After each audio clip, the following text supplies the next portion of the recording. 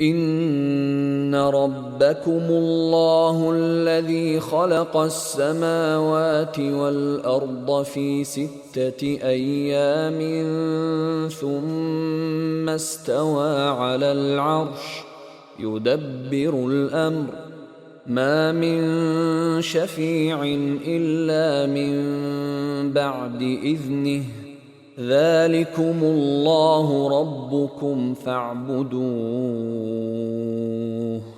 أفلا تذكرون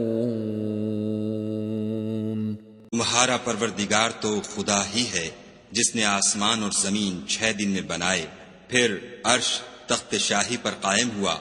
वही हर एक काम का इंतजाम करता है, कोई उसके पास उसका इज़्न हासिल किए बगैर किसी की सिफारिश नहीं कर सकता। यही खुदा तुम्हारा परवरदिगार है, तो उसी की इबादत करो। भला तुम गौर क्यों नहीं करते?